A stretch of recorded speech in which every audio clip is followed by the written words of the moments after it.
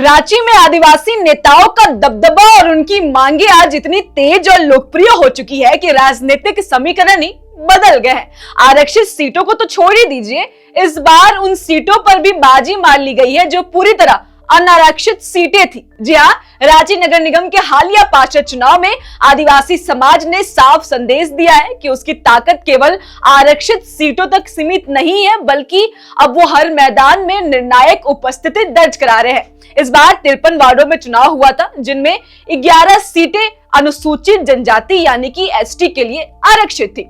इन 11 सीटों पर आदिवासी प्रत्याशी जीत कर आए, ये तो स्वाभाविक था, लेकिन असली संदेश वहां से आया जहां कोई आरक्षण नहीं था। बता दें कि 27 सीटें अनारक्षित थी, जिनमें से 9 सीटों पर आदिवासी उम्मीदवारों ने जीत दर्ज की है, यानी कि कुल 53 में से 20 सीटों पर इस बार आदिवासी पार्षद बैठेंगे। ये सिर्फ आंकड़ा नहीं है, ये राजनीतिक चेतना का विस्फोट है, ये आत्मविश्वास की गर्जना और ये झारखंड की पहचान की मजबूती में दिखा रहा है। और खास बात ये रही कि इन 9 अनारक्षित सीटों में से 5 सीटों पर आदिवासी महिलाओं ने ऐतिहासिक जीत दर्ज की, जो ये दिखाता है कि अब नेतृत्व की कमान बेटियों और बहनों ने भी मजबूती से संभाल ली है। अब नाम बताए आपको तो बता दें कि वार्ड 3 से बसंती लकड़ा जीती है और ये सीट अनारक्षित थी, यानी कि ये एसटी के लिए रिजर्व नहीं था। ऐसी वार्ड 6 भी, जहां से एक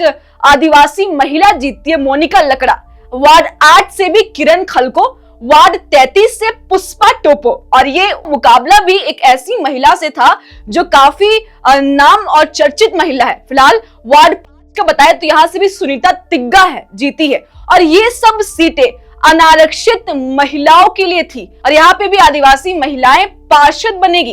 अब बल्कि बता दें कि अब मतदान जो है ये काफी मतदाताओं के अंदर भी अब काफी बदलाव देखने को मिल रहे हैं। वही साफ तौर बता दें आपको कि वही सामान्य आरक्षित सीटों पर भी वार्ड 4 से अमित मुंडा, वार्ड 24 से विजय कच्छप, वार्ड 34 से अमित भगत और वार्ड 48 से अमित मिंज ने जीत हासिल की। और ये सारी सीटें जितने भी हमने आपको बताया जहां से आदिवासी पार्षद बने हैं, ये सारी सीटें अनारक्षित थी, यानी कि आप आरक्षित सीटों में तो लोग जीत ही रहे हैं, आरक्षण मिल रहा है, वहां पे तो आदिवासी पार्षद बैठे ही हैं, लेकिन ये सारी सीटें, ये जो 9 सीटें जिन्होंने हमने आपको बताया, यहाँ पे कोई भी आरक्षण नहीं था। तो ये साफ कर दिया गया है कि जनता अब आरक्षण पर भरोसा नहीं देख रही है, वो ऐसे पार्षद को चुन रही है जो उनका काम कर सके, चाहे वो किसी भी जाति का हो, चाहे वो किसी भी जगह का हो, चाहे वो महिला हो या पुरुष हो। फिलहाल बता दें कि वार्ड 33 में पुष्पा टोपो की जो जीत थी वो कई कड़े संघर्ष और जबरदस्त समर्थन का परिणाम रहा।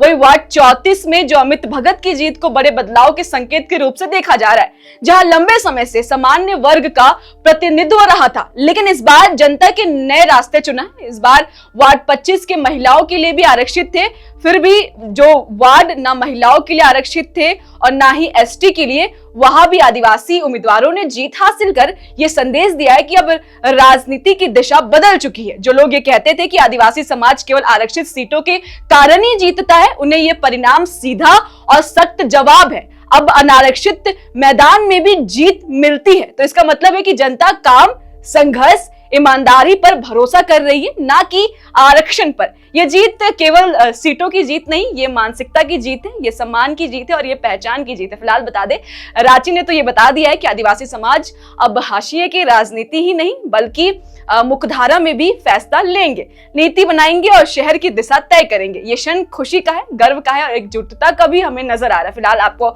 जाते जाते यही बता दें कि 53 वार्ड है हमारे राजधानी रांची में, जिनमें से 20 वार्ड पर एक आदिवासी पार्षद बैठने वाला है। फिलहाल इस खबर में इतना ही, और आपको ऐसी खबरें सुनना पसंद है तो हमें कमेंट जरूर कीजिएगा और फॉलो सब्सक्राइब करके जरूर जाइए। फिलहाल मेरा नाम ऋतिका शर्मा है, जोहार रहेगा तब तक के लिए।